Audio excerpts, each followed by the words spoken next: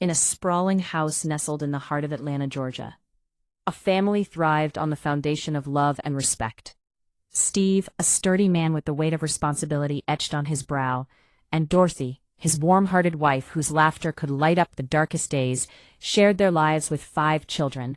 The spirited Megan, aged 12, the imaginative Lily, 11, the precocious Annie, 6, the athletic Ben, 12, and the rebellious teenager Brennan at 15.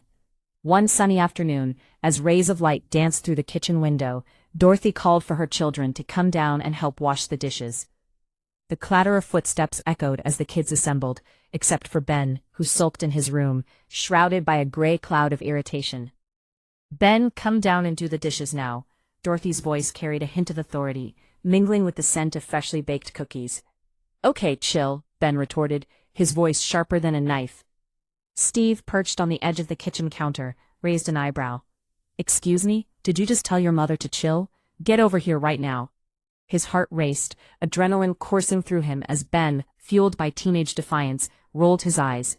"You don't scare me." Frustration flared in Steve's chest. "And you're giving her attitude? That's not gonna fly in this house. Hand over your phone, and you're doing 60 jumping jacks."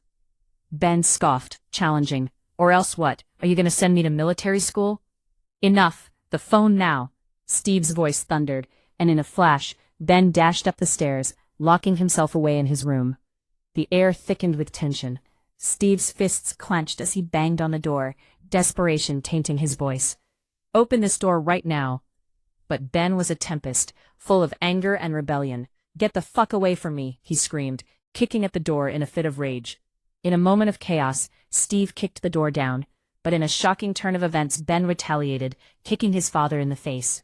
The air crackled with hostility. In a desperate bid for freedom, Ben sprinted towards the window and leaped out. Steve's heart stopped. "Ben, get back here," he yelled, but his voice was lost in the wind. Ben didn't listen. He darted onto the freeway, and panic engulfed Steve. Tears streamed down his face as he cried out, "Get off the freeway! Can you hear me? I'm sorry!"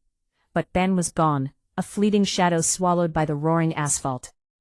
Steve returned home, his heart shattered. Dorothy met him with fury in her eyes. "You lost one of our children. Thanks for being a good husband."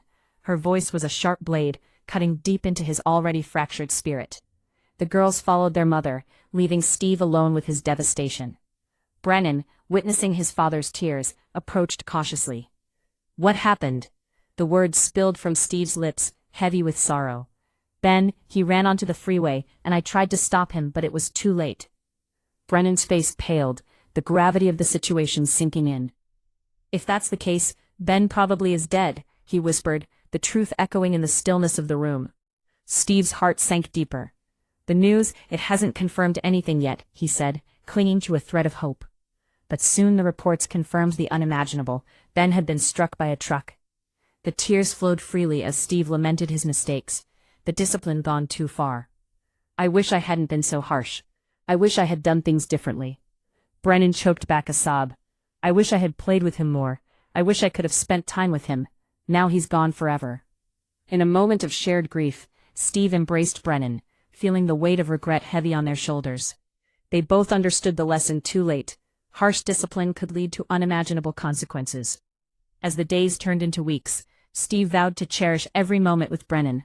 The bond between father and son grew stronger, united by the shared pain of loss and a newfound understanding of love. From that day forward, Steve learned the importance of compassion over punishment, ensuring that no child of his would ever feel like they had to run away to escape their home.